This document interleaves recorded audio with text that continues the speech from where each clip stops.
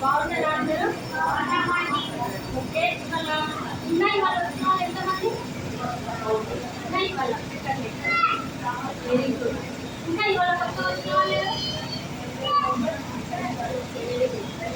రేపు 8 కూడా రావాలి, సరేనా? మిగతా వాళ్ళు కూడా రేపు ఇంకా 2 డేస్ రావాలి, సరేనా?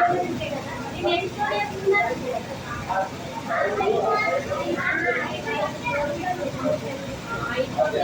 ఎవరైనా మెంబర్గా చేస్తున్నారా? అందరూ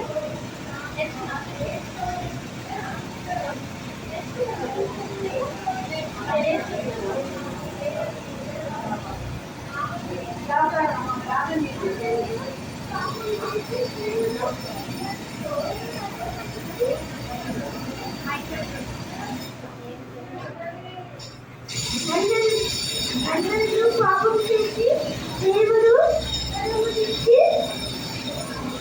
మహిమలు పొందలేకపోతున్నారు. రోమన్ 3:6.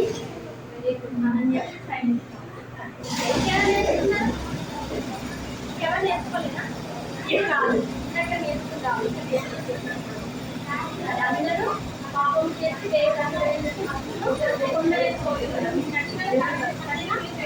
స్టోరీ ఏంటి? 5 రొట్టెలు 2 చేపలు. ఎంతమంది మనసు పెట్టాడు?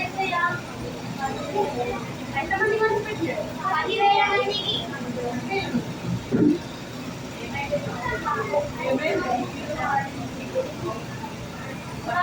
స్టోరీ నేర్చుకుంటాం, సరే? మీ అందరికి స్టోరీ అంటే ఇష్టమేనా? ఇష్టమేనా? మాట్లాడట్లేదు.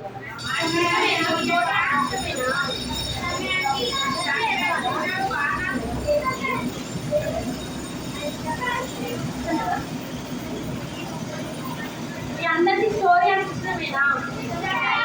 సరే, ఇంకొక స్టోరీ చెప్తున్నాం, సరేనా? ఎక్కడ అలా చేయొచ్చు. 10 minutes అని చెప్పారు కదా, 10 minutes అయిపోతుంది, సరేనా? సరే, ఇప్పుడు ఈ భూమి, ఆకాశము, సూర్యుడు, చంద్రుడు ఇవన్నీ ఉన్నాయి కదా, అవన్నీ ఎవరు తయారు చేస్తారు? మీకు ఐడియా ఉందా? చెప్పండి, ఎవరు తయారు చేస్తారు? గట్టిగా చెప్పాలి. అవునా? తెలుసా ఎవరు తయారు చేస్తారని? ఎక్కడ మీకు ఎవరు చెప్తున్నారు? సరే, ఎక్కడ నుంచి ఏదైతే తయారు చేస్తున్నారు చెప్పండి. ఎక్కడ నుండి నేర్చుకున్నారు? తెలుసు కదా? తెలుసు అంటే మమ్మీ డాడీ వాళ్ళన్నా చెప్పుకుండాలి, అవునా? స్కూల్లో టీచర్స్ అన్నీ చెప్పుకుండాలి. లేదంటే మీరు రోజు ఎక్కడ నుండి నేర్చుకున్నారు చెప్పండి? స్కూల్లో టీచర్స్ చెప్పినారా? స్కూల్లో టీచర్స్ చెప్పినారా? భూమి, ఆకాశం ఇవన్నీ దేవుడు బైబిల్ నుంచి కదా? సరే, మరి ఎవరెవరు బైబిల్ చదివి చెప్పంటున్నారు? చెప్పండి అనలేదా? నేనైతే చదువుతాను, ఎవరు చదవలేదా? చదువుకోవాలి. సరేనా? భూమిని, ఆకాశం, సూర్యుని, చంద్రుని వాళ్ళు ఎవరు చేస్తారు? ఏదైనా చేస్తారు. చెప్పిన ఆన్సర్ కరెక్ట్. ఎక్కడ ఉన్నది? బైబిల్లో ఉంది కదా? అయితే భూమి, ఆకాశము ఇవన్నీ లేకముందంట అంతా ఎట్లుందంట? చీకటి ఉందంట. భూమంతా నిరాకారం ఉందంట. నిరాకారం అంటే వినాలి కాదు, సరే? ఎట్లుంది నిరాకారం అంటే? ఒక షేప్ అనేది లేదన్నట్టు, సరేనా? ఇప్పుడు గాలి అనుకోండి, రౌండ్ షేప్ లో ఉంది కదా, అదే ఏ షేప్ లో ఉందంటే గాలి రౌండ్ షేప్ లో ఉందంట కదా. అట్లా మన భూమి కూడా రౌండ్ గానే ఉంటుంది కదా, కానీ అప్పుడు ఇదంతా రేపు సబ్జెక్టు అట్లా రౌండ్ గా లేదంట, నిరాకారం షేప్ చేస్తా ఉందంట. అప్పుడు షేప్ చేసుకుంటే మనందరం పెట్టబట్టాలి చూసినా కదా. అట్లా అంటే ఒక సరైన అనేటువంటిది విధాలు. కాబట్టి దేవుడు ఏం చేస్తున్నాడంటే భూమి, ఆకాశంలో, సూర్యుడిని, చంద్రుడిని, చీకటిని, నీళ్ళని. నీళ్ళు ఎక్కడ ఉంటాయి? సముద్రంలో కదా. సముద్రంలో ఇంకా సముద్రంలో ఏమేమి ఉంటాయి? చేపలు కదా, సింగళాలు, మాటిని. ఇంకా భూమిని ఏమేమి ఉంటాయి? పశువులు, పక్షులు. పశువులు తినడానికి ఏం కావాలి? గడ్డి కావాలి కదా.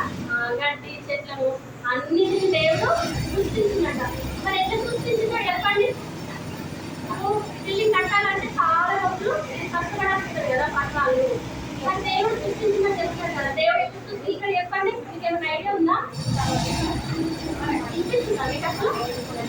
అర్థం అవుతుందా? దేవుడు వీటన్నిటిని ఎంత సృష్టించాడు చెప్పండి. చెప్పాలి అగో అమ్మమ్మ వాళ్ళు చెప్తున్నారు. కేవలం నోటి మాట చేత నోటి మాట చేత దేవుడు ఈ సృష్టి అందరినీ కూడా సృష్టించినట్ట.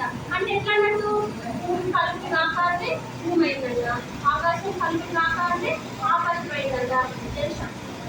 ఇప్పుడు మనం అనుకోవట్లా వాళ్ళు భూమి కలుపుకున్నాక ఇవాళ వర్షం కాంపౌండ్ కాక మనం అంటే అవుతుందా? మనకు ఆ శక్తి లేదు కదా.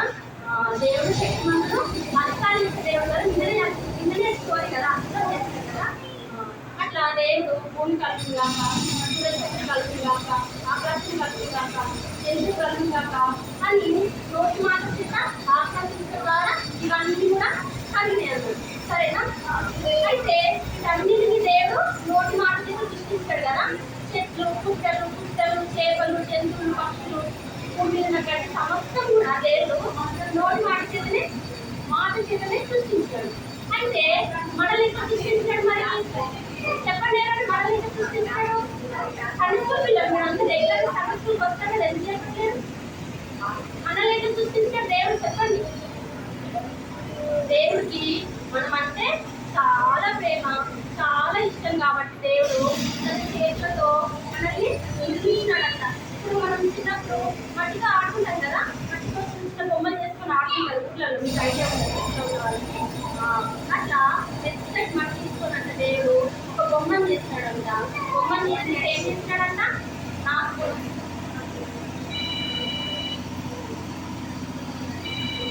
బొమ్మను చేసేసి ఏం చేస్తాడంట దేవుడు?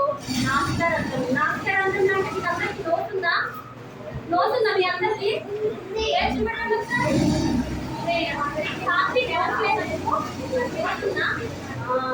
నోట్కి 2 హోల్స్ ఉన్నాయా? ఉన్నాయా? చూసుకోండి. నాకు కూడా 2 ఉన్నాయి కదా. నాస్కారంతం అంటే ఈ హోల్స్ అంటారు. నాస్కం అంటే ముక్కు. ముక్కుకున్న 2 రంధ్రాలు ఉన్నాయి కదా, ఆ రంధ్రాలలో దేవుడు మట్టి బొమ్మను చేసిన తర్వాత అది చూసినాడు. సరేనా? అప్పుడు ఆ మట్టి బొమ్మ ఏమైంది? మనిషి అయినాడు, ప్రాణం వచ్చింది. దేవుడు ముక్కు కుదరంగా దేవుడు ఆ మట్టి బొమ్మకి ప్రాణం వచ్చింది. ప్రాణం వచ్చింది అయినా మనిషి అయినాడు. ఆయన పేరు ఏం పెట్టాడు? మనిషి అన్నప్పుడు ఆయనకు ఏదో ఒక పేరు ఉండాలి కదా. మన పుస్తకాలు ఏదో ఒక పేరు పెట్టారు కదా, అవునా? అట్లా దేవుడు ఆ మొదటి మానవుడికి ఏమని పేరు పెట్టాడు చెప్పండి? ఏమని పేరు పెట్టాడు? ఆదాము. చెప్పండి అందరూ. ఏం పేరు పెట్టాడు? ఆదాము అని పేరు పెట్టాడు. ఆదాముని తయారు చేసినాడు. సరే, అన్నీ ఉన్నాయి కదా, జంతువులు, పక్షులు ఇవన్నీ ఉన్నాయి కదా. బట్ అన్నిటిని పరిపాలించడానికి ఆదాము చూసుకోవాలి. కానీ ఆదాము కూడా ఒక తోడు కావాలి కదా, ఇద్దరు పట్టించుకుంటే బాగుంటుంది కదా. చాలా ఆదాము చేసిన తర్వాత ఆదాముకి ఒక తోడు కావాలని దేవుడు ఏం చేస్తున్నాడంటే ఆదాము చేసిన తర్వాత ఆదాముకి ఒక తోడు కావాలని దేవుడు ఏం చేస్తున్నాడంటే హవ్వను చేస్తున్నాడు. మరి హవ్వను ఏం చేస్తాడు? హవ్వను కూడా పట్టుకొని చేస్తారా? చెప్పండి, హవ్వను కూడా పట్టుకొని చేస్తారా? హవ్వను కూడా పట్టుకొని చేస్తారా? హవ్వని మట్టితో ఆదాముని మట్టితో చేస్తాడు. హవ్వనేమో ఆదాముకి గాఢ నిద్ర అంటే ఆయన పడుకున్న తర్వాత ఇక్కడ అందరూ చెట్లు ఉంటాయి కదా, పక్కన చెట్లు ఉంటాయి కదా, ఇష్టపడతారు. పక్కన చెట్లలో నుంచి ఒక చెట్టు తీసేసి హవ్వను తయారించాడు. చూడండి, ఆదాము పక్క చెట్లోంచి ఒక ఎటుకను తీసి ఏం చేస్తాడు? హవ్వను తయారు చేస్తాడు. సరేనా? ఇప్పుడు ఇద్దరైనారు కదా, ఆదాము హవ్వ కదా. వాళ్ళిద్దరికి దేవుడు 2 కుమారులను ఇచ్చాడు. ఎవరిని ఇచ్చాడు? 2 కుమారులను ఇచ్చాడు, 2 పిల్లలు ఇచ్చాడు. సరేనా?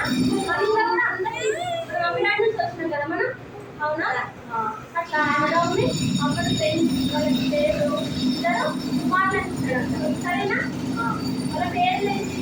పెద్ద అబ్బాయి పేరేమో కయీను, చిన్న అబ్బాయి పేరేమో హేబెలు. సరేనా? ఎట్లా చెప్పండి? పెద్ద అబ్బాయి పేరు కయీను, పెద్ద అబ్బాయి పేరు కయీను, చిన్న పేరు హేబెలు. ఇవాళ మన స్టోరీ కూడా కయీను, హేబెలు. సరే. సరేనా? దాన్ని ఎందుకు చెప్పుకుంటామంటే ఇప్పుడు చాలా ఎవరంటే ఎవరు కూతురంటే ఏం చెప్తారు సురేష్ ఇంట్లో వాళ్ళ కూతురు చెప్తారు కదా, పేరెంట్స్ గురించి తెలుసుకుంటారు కదా. ఇప్పుడు పైన దేవుడి గురించి తెలుసుకోవాలంటే కూడా వాళ్ళ పేరెంట్స్ ఎవరు, వాళ్ళ దేవుడు ఎట్లా చేస్తారు అవన్నీ మనం తెలుసుకోవాలా వద్దా? తెలుసుకోవాలి కదా. ఇవాళ మన స్టోరీ ఏంటి? పైన పైన దేవుడు మనం కలిసి ఎవరు? ఆదాము హవ్వ. సరేనా? ఆదాము హవ్వల వాళ్ళ పిల్లలు కయీను, హేబెలు. సరేనా?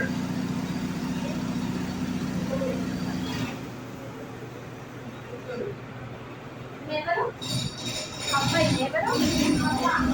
ఆదాము ఇక్కడ ఉన్నాడంటే ఓకేనా? కయీను, హేబెలు. ఇద్దరు కయీను, ఒకరు హేబెలు. సరేనా? చెప్పండి పేరు. కయీను, హేబెలు. ఎవరిచ్చారు వీళ్ళకి? వీళ్ళ పేరెంట్స్ ఎవరు? ఆదాము హవ్వ.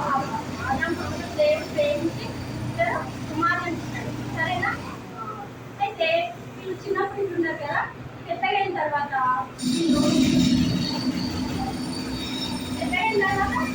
అక్కడే ఉండి సరిపోతుందా? ఏదైనా ఒక పని చేసి బ్రతకడానికి జీవనం పని ఏదో ఒక పని చేసుకోవాలి కదా. చేసుకోవాలా? ఇదంతా నడుపులేదు. పెద్దగైన తర్వాత మంచి జాబ్ చేసి మంచి పొజిషన్లో ఉండాలని కదా నడుపులేదు. అప్పుడు చదువు కాబట్టి పాతకాలంలో వీళ్ళకి పైన ఏం చేస్తారంటే వ్యవసాయం చేస్తారు. వ్యవసాయం తెలుసా మీకు? తెలుసా వ్యవసాయం అంటే? దాని ఎక్కడ నుండి వస్తుంది మనకి? ఫ్రూట్స్, వెజిటేబుల్స్, ఊళ్ళలో రైతులు ఉంటారు కదా, పంటలు పండిస్తారు కదా, వాళ్ళ వ్యవసాయం చేస్తారు. పండిస్తారు కైలు వ్యవసాయం చేస్తారు, పంటలు పండిస్తారు. ఫ్రూట్స్, వెజిటేబుల్స్, రైస్ ఇవన్నీ పండిస్తారు. హేబెలేమో గొర్రెల కాపరు. ఎవరు హేబెలు? గొర్రెల కాపరు. కైలు అన్నైనా హేబెలు అన్నైనా చెప్పండి. అన్నయ్య ఎవరు? పెద్ద ఎవరు? చిన్నైనా కైలేమో ఏం చేస్తారు? వ్యవసాయం చేస్తారు. ఫార్మర్. సరేనా? ఫార్మర్ అని చేస్తారు. ఫార్మర్ కైలేమో ఫార్మర్, హేబెలేమో గొర్రెల కాపరి అంటే షెపర్డ్. ఓకేనా? అట్లా వాళ్ళు ఎదురైన తర్వాత ఎవరి పనులు వాళ్ళు తీసుకురా ఒకరోజు కైలు ఏం చేస్తారంటే దేవునికి అర్పణిస్తుంటారు. మనం కూడా సండే ఏం చేసుకుంటాం? సాంగ్లు తీసుకుంటాం కదా, తీసుకొస్తారా? అలా తీసుకొస్తారా? చెప్పండి. అట్లా కైలు ఏం చేస్తారంటే ఒకరోజు తను పండించిన ఏమేమి పండిస్తున్నాడు కైలు? ఫ్రూట్స్, వెజిటేబుల్స్, రైస్ అన్నీ పండిస్తున్నాడు కదా. పండించిన పంటలోంచి కొంత తను పండించిన పంటలోంచి కొంత దేవుడికి కైను అర్పణగా తీసుకొస్తారు. సరేనా? అయితే దేవుడిని కాంత తీసుకురావాలని వాళ్ళు ఎక్కడి నుండి నేర్చుకుంటారు? చెప్పండి. ఎవరు చెప్పుకుంటారు? వాళ్ళ సంతకులు లేదు కదా, చెప్పులేదు కదా. మరి ఎవరు చెప్పుకుంటారు దేవుడికి కాంత తీసుకురావాలని? వాళ్ళకి వాళ్ళ పేరెంట్స్ దగ్గర దేవుడు వాళ్ళ పేరెంట్స్ చెప్పుకుంటారు. అవునా? వాళ్ళ పేరెంట్స్ చూడండి, ఆదాము హవ్వ కూడా ఇక్కడ పరిస్థితి. సరేనా? చిన్నప్పటి నుండి వాళ్ళ పేరెంట్స్ దేవుడు పట్ల ఎత్తుంటారు అవన్నీ చూసి పెరిగినారు కాబట్టి వాళ్ళు కూడా పేరెంట్స్ వచ్చి దేవుడికి పని చేస్తున్నాం కాబట్టి మా పనిలోంచి మా సంపాదనలోంచి దేవుడికి కొంచెం అర్పణగా తీసుకెళ్ళాలి అని వాళ్ళకి తెలిసింది. మనం కూడా ఇంట్లో మన మమ్మీ డాడీ ఏం చేస్తారో వాళ్ళని ఇంకేం చేస్తారు కదా, అంటే వాళ్ళని నేర్చుకుంటారు కదా. కొన్ని నేర్చుకుంటారా? నేర్చుకోరా? నేర్చుకున్నారు. మమ్మీ డాడీ ఓన్ కొత్త లేసి బయట చదువుతున్నారు. ఇవాళ ఎందుకు చదవలేదు? చదవాలి కదా. అట్లా చిన్నప్పటి నుండి వాళ్ళ మమ్మీ డాడీ దేవుడికి ప్రదర్శించడానికి ఇష్టం కాబట్టి పెద్దగైన తర్వాత వాళ్ళకి కూడా నేను కూడా దేవుడికి ఏం తీసుకెళ్ళాలి? అర్పణ అంటే కాంత తీసుకెళ్ళాలని వాళ్ళకి తెలుసు. సరేనా? చూడండి ఇక్కడ పైనేమో వ్యవసాయం అంటే చేస్తాం. నాగలంటే పొలం తీసుకెళ్తారు. ఇదేమో చెప్పండి హేబెలు. సరేనా?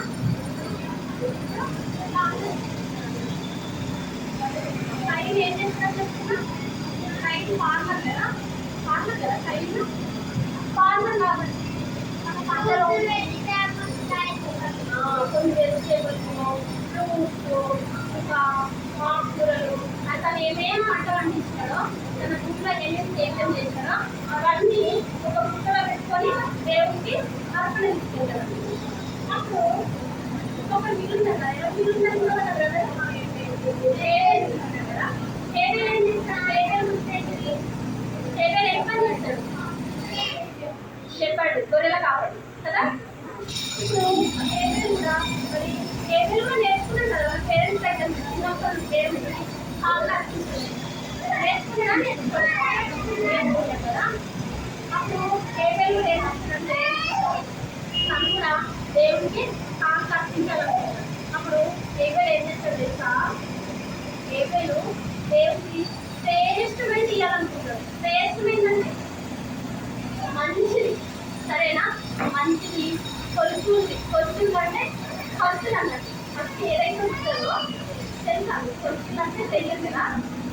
మా ఇంట్లో నేను పెద్దదాన్ని, ఓకే, నేను కొలుచులు అన్నట్టు. కారం వాళ్ళకి కారం పెద్దది అంటే కొలుచులు అన్నట్టు, ఓకేనా? పెద్దవాళ్ళకి కొలుచులు అనుకోవాలి. అట్లా ఈ హేబెల్ ఏం చేస్తాడంటే తన మందంతా వదిలించి మొత్తం ఇది చదువుకుంటే వెళ్తాడంట. ఏ గొడవ బాగుంది, ఏ గొడవ బాగుంది, మంద అంటే పెద్ద ఉంటుంది కదా. ఏ గొడవ బాగుంది, ఏది ఆరోగ్యం ఉంది, ఏది బలం ఉంది, ఏది పొక్కుతో అంటే మంచిగా పుష్టిగా ఉంది అని వెతికి వెతికి వెతికి ఎలాంటి లోపం లేనటువంటి శ్రేష్టమైన గొర్రెలు తీసుకొచ్చి హేబెలు దేవుడికి అర్పణ తీసుకొచ్చారు, సరేనా? ఇప్పుడు ఏమైందో చెప్పండి ఒకసారి. ఇక్కడ అర్పణ తీసుకొచ్చినారు కదా బ్రదర్స్ ఇద్దరు. కైలేమో తన భూమి పంటలో ఉంచి ఫ్రూట్స్ వెజిటేబుల్స్ తీసుకొచ్చారు. హేబెలేమో తన మంటలో ఉంచి శ్రేష్టమైనటువంటి గొర్రెలను దేవుడికి అర్పణగా తీసుకొచ్చారు. కైను హేబెలు, కైన పేరునే వెజిటేబుల్స్ కదా. హేబెలు కొంచెం బలిపీఠంటే బలిపీఠంగా మొదటి దేవుడికి మళ్ళా దేవుడికి అర్పణ తీసుకొచ్చినారు. కానీ దేవుడు ఒక్కరి అర్పణనే యాక్సెప్ట్ చేసినాడు, ఒక్కరి అర్పణనే ఇష్టపడ్డాడు, ఒక్కరి అర్పణనే అంగీకరించినాడు.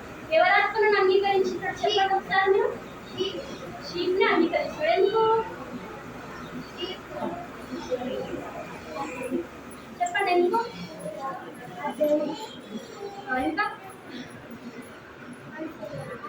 ఇంకా సరే నేను చెప్తాను, సరేనా? జాగ్రత్తగా వినాలి, మళ్ళీ క్వశ్చన్స్ అడుగుతాను మిమ్మల్ని, సరేనా? ఇద్దరు అర్పణ తీసుకొచ్చినప్పుడు దేవుడు హేబెల్ అర్పణనే ఇష్టపడ్డాడు, అంగీకరించాడంట. కయీన్ అర్పణనే అంగీకరించలేడంట. ఎందుకు మరి? ఇద్దరు బ్రదర్సే కదా.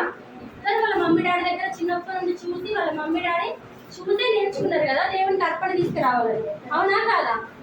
మరి ఇద్దరు అర్పణ తీసుకొచ్చినారు, ఇద్దరు మొదటి పంటలోంచి తీసుకొచ్చినారు. మరి ఎందుకు దేవుడు అంగీకరించలేడు? ఎందుకు అంగీకరించలేడు?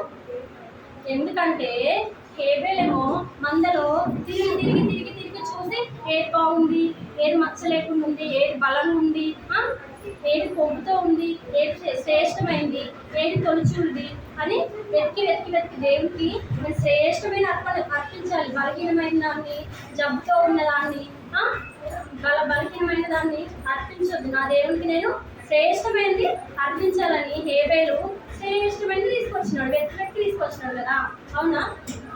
అయితే కయీన్ మనస్ఫూర్తిగా తీసుకొచ్చింది అన్నట్లు.